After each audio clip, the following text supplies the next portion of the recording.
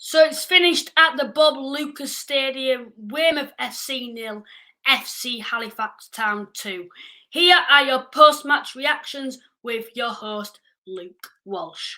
Glory shone around upon FC Halifax Town.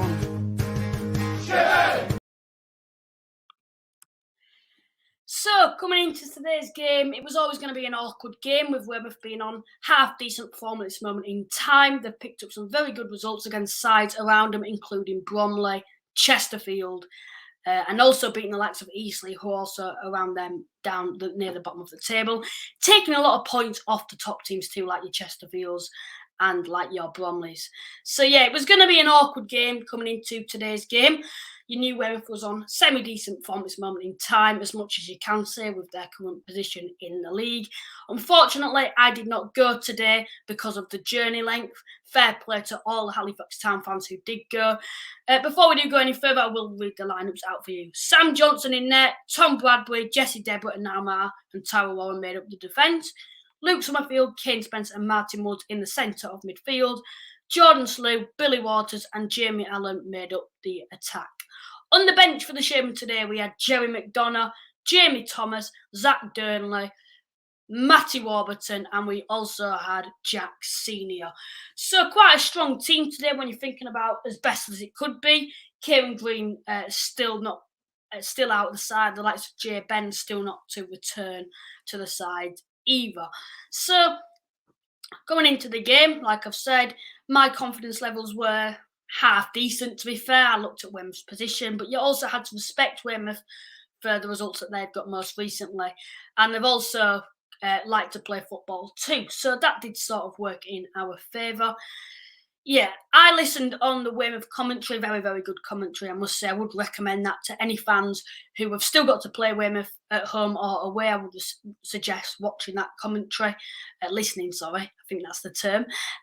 But yeah, we dominate the majority of the game. The first 5 minutes, Weymouth did start to get a bit of their foot on the ball, and you're thinking, oh, it's an awkward game. Weymouth fans were very impressive, and you're thinking, is it going to not be our day with the amount of time Weymouth were controlling? But 5 minutes had gone, and we did start to dominate the majority of the first half.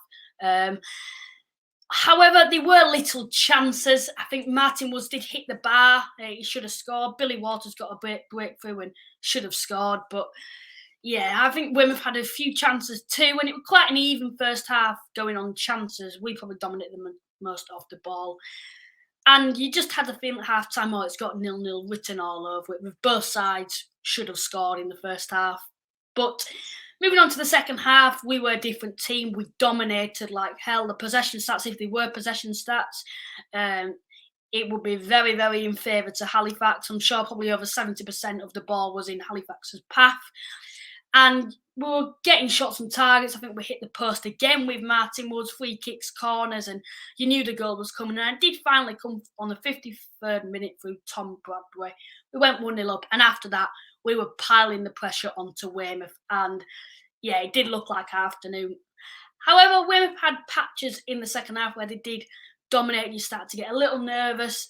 And probably for the final 10-15 minutes, Weymouth had quite a few chances, and you're thinking, oh no, please don't drop this. 3 points away from home, we really do need it with results going our way in the league. And on the 90th minute, we got the second goal of the game through Zach Durnley, who came off from the bench, did like a roulette, and then tucked it away past the Weymouth keeper. And that has sent the Halifax folk home with very, very happy smiles on their faces, which is great to see.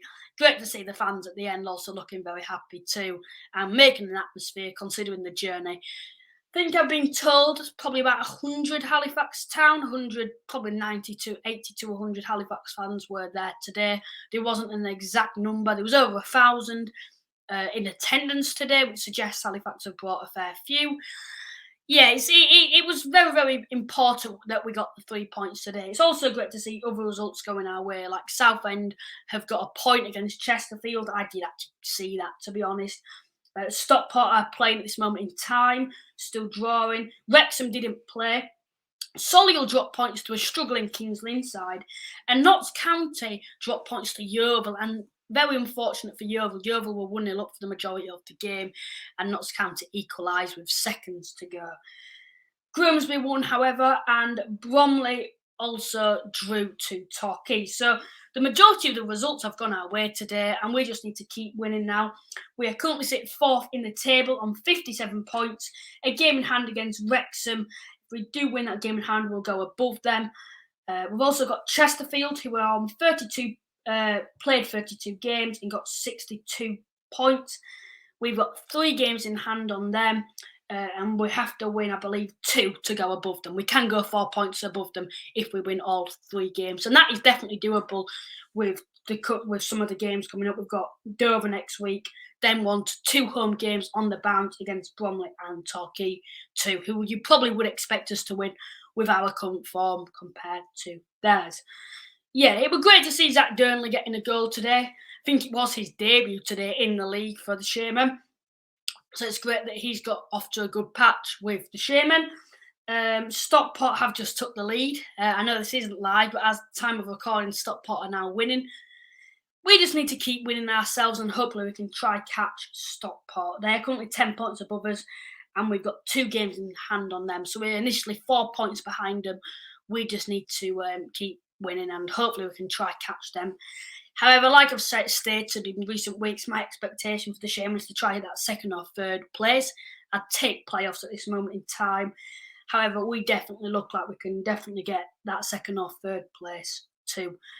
Yeah, it's gonna be a difficult end to the season. We've got some tough games coming up. We've got a lot of games at home, and our home form could possibly be the best in the league if we win games in hand based on home form. So that's great to see. Yeah, it is looking good at this moment in time for the Sherman. You look at some of the recent results. I said before the Barnet game, we need 6 points from the next 2 games, and we've done it. And the lads have done it, and they've performed again. I don't believe it was the best performance today, however, but like it was against Barnet, but we've got the job done, and we dominate the majority of the game against a Weymouth side who do like to keep the ball. So it's great that we're outmatching other sides in the division based on possession too. Dover next, that's definitely winnable when you're looking at Dover's current form. Dover have lost 6-0, I believe, to Barnet today, and they won't be going into the game with much confidence. They're looking like they may not even get to positive points by the end of the season now, looking at them. They've only won 1-1 this season, and they've never won away. So, yeah, my confidence levels are very high. It is good to see that we can win, and we're getting good results away from home. We have the 4th best away form in the league. Home form are looking good too. We have the 7th best home form. However, we've played a lot less games than other sides. If we do win our next couple of games at home, we could have the best home form in the division.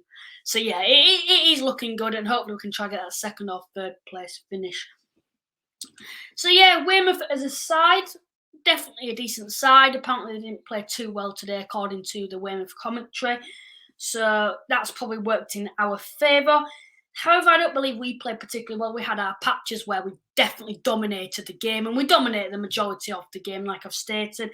But we were creating chances and not taking them, and that may cost us towards the end of the season when you're looking at some of those games we've got coming up too. Yeah, we just need to defeat Dover next Saturday, and then move on to Torquay and Bromley, and hopefully get a few points out of them games.